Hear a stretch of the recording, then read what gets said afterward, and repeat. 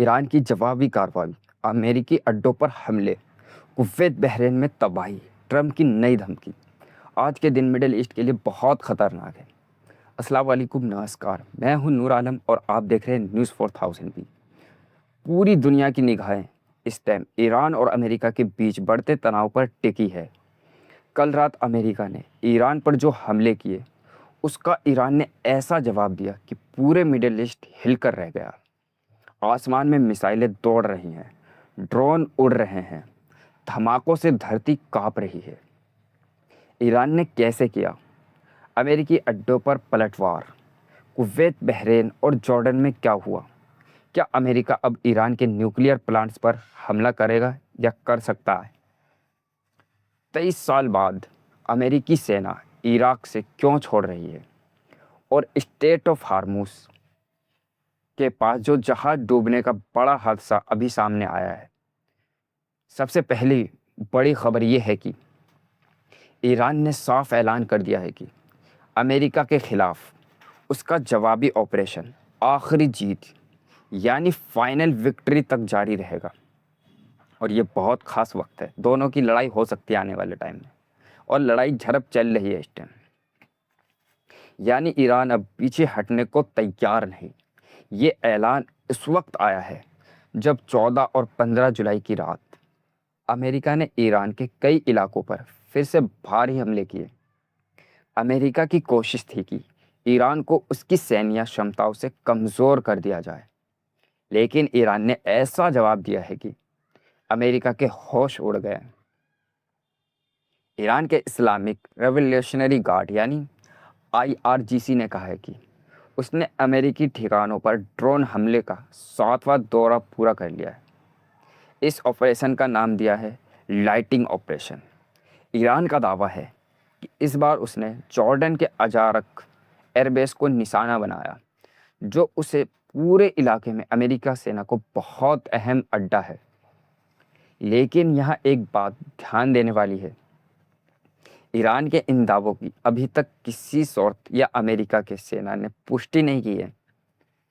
लेकिन इतना ज़रूर है कि अगर ईरान के दावे सही निकले तो इसका मतलब होगा कि ये जंग अब सिर्फ ईरान की सीमा तक सीमित नहीं रहेगी, बल्कि पूरे मिडल ईस्ट यानी गल्फ में फैल जाएगी।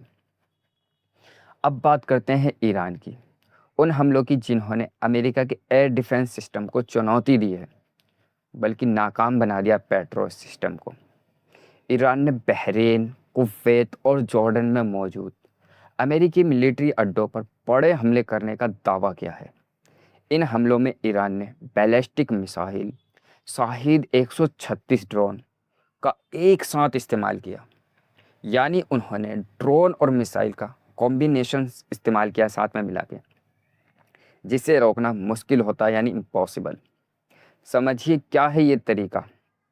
पहला है, ड्रोन को भेजा जाता है पहले, फिर एयर डिफेंस सिस्टम ड्रोन को रोकने में लग जाते हैं, और जैसे ही उनका ध्यान ड्रोनों पर होता है, पीछे से तेज़ रफ्तार में बैलिस्टिक मिसाइल आती है, हाइपरसोनिक मिसाइल, जिन्हें रोक पाना लगभग नामुमकिन हो जाता है, यानी इम्पॉसिबल हो जाता है। कुवैत, सामने आई एक फुटेज में दावा किया गया कि एक शाहिद 136 ड्रोन ने कुवैत के एक अमेरिकी गोदाम वेयर हाउस को सीधा निशाना बनाया। और ये बहुत खतरनाक बात है दोस्तों, पहले भी खबरें आई हैं कि कुवैत का एयर डिफेंस सिस्टम कई ड्रोन रोकने में नाकाम रहा है। हालांकि कुवैत ने आग पर काबू पाने पर कोई जनहानि ना दी है और कोई बात नहीं कही है, लेकिन नुकसान कितना हुआ इसकी पुष्टि अभी तक नहीं हुई है। बहरीन बहरीन में तो हालत और भी गंभीर है। ईरान ने बहरीन पर अपने क्लस्टर मिसाइलों का इस्तेमाल किया। आसमान में ये मिसाइलें दर्जनों छोटे छोटे वॉरहेड में बट गई और अलग अलग दिशाओं में फैल गई, जिससे बहरीन का एयर डिफेंस सिस्टम पूरी तरह फेल हो गया। रिपोर्ट्स में ये भी कह रहे हैं कि कुछ इंटरसेप्टर मिसाइल अपना टारगेट तक पहुंचने से पहले ही हवा में फट गई। ये सेल्फ डिस्ट्रक्ट हो गई, यानी तकनीकी खराबी ने अमेरिका की सुरक्षा और कमज़ोर किया है। जॉर्डन से भी बड़ी खबर है।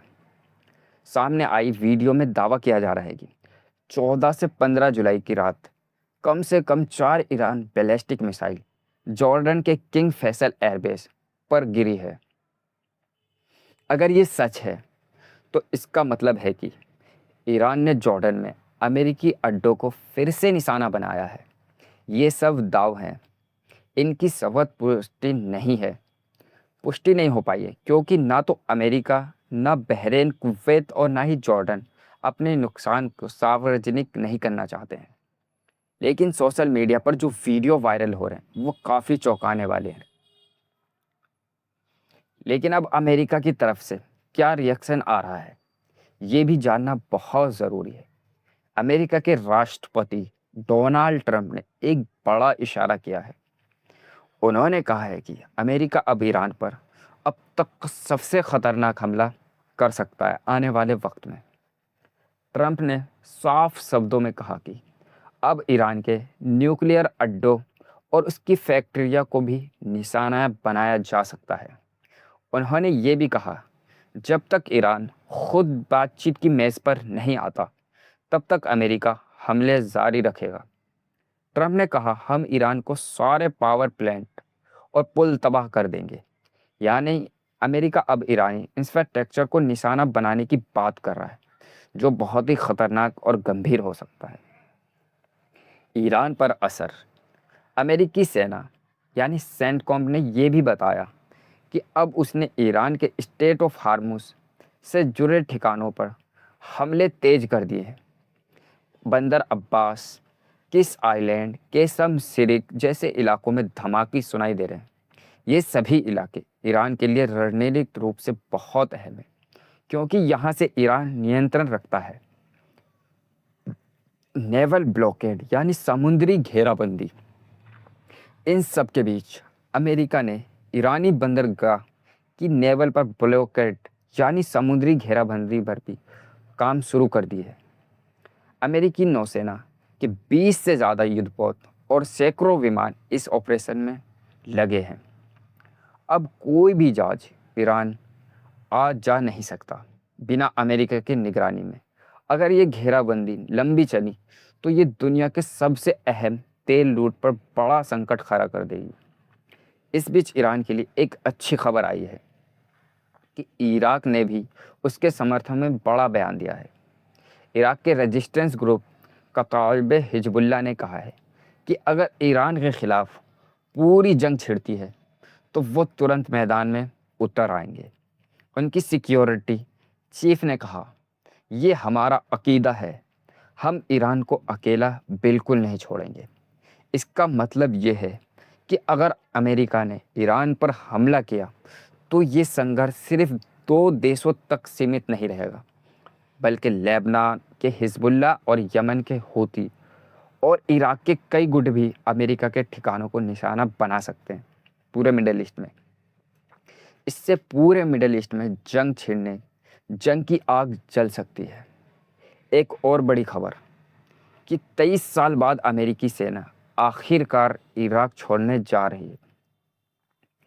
14 जुलाई को अमेरिका और इराक ने इस बात की पुष्टि की है कि सितंबर 2026 के आखिर तक सभी अमेरिकी सैनिक इराक से निकल जाएंगे।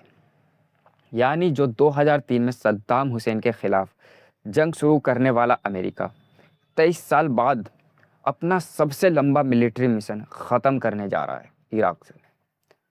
व्हाइट हाउस में इराकी प्रधानमंत्री के साथ ट्रंप ने कहा, अब हमें नहीं लगता कि इराक में अमेरिका फ़ौज की ज़रूरत है। ये फैसला ऐसे वक्त में आया जब ईरान के साथ तनाव चरम पर है। क्या अमेरिका अपनी सेना को इराक से हटाकर ईरान पर ध्यान केंद्रित करना चाहता है? ये सवाल बहुत बड़ा है। ईरान की फास्ट न्यूज़ एजेंसी के मुताबिक एक कार्गो जहाज़ लूनी की किसी दूसरे जहाज़ से टक्कर हो गई, जिससे वो डूबने लगा। ये 32 साल पुराना जहाज़ था जो सेंट कीटस एंड नेविस के झंडे तले चल रहा था। सौभाग्य से इस जहाज़ पर सवार 23 क्रू मेंबर्स ईरान ने रेस्क्यू कर लिया, उन्हें बचा लिया। केसम आइलैंड के पार पहुंचा दिया उन सबको बचाकर। हालांकि ये हादसा जंग से जुड़ा है या नहीं, ये साफ नहीं हुआ है। लेकिन इस इलाके में तनाव के बीच ये घटना खतरे का इशारा ज़रूर करता है। तो दोस्तों हालत ये है कि एक तरफ ईरान की मिसाइलें से जवाब दिया जा रहा है ईरान की तरफ से, दूसरी तरफ अमेरिका ने नई पाबंदियां लगा रहा है और न्यूक्लियर साइट्स को निशाना बनाने की धमकी दे रहा है डोनाल्ड ट्रंप, अमेरिका के राष्ट्रपति। इराक के रेजिस्टेंस ग्रुप भी मैदान में आने के लिए तैयार हो चुके हैं ईरान की तरफ से। क्या हो सकता है आगे? अगर अमेरिका ने ईरान के न्यूक्लियर पावर प्लांट्स पर हमला किया तो ईरान पूरी ताकत से जवाब दे सकता है। शायद इजराइल या खाड़ी देश को भी निशाना बनाए। स्टेट ऑफ हार्मूज कि नाकाबंदी वैश्विक तेल आपूर्ति पर संकट आएगा, जिससे पूरी दुनिया भर को इकोनॉमी हल्की हो जाएगी। अमेरिका की इराक से वापसी उसे एक मोर्चे पर कमज़ोर कर सकता है, लेकिन शायद वो अपनी पूरी ताकत ईरान के खिलाफ लगाना चाहता है। दोस्तों जो भी हो, ये टकराव अब डिप्लोमेसी, इकोनॉमी और मिलिट्री तीनों स्तर पर लड़ा जा रहा है। आने वाले दिन बहुत अहम होंगे दोस्तों।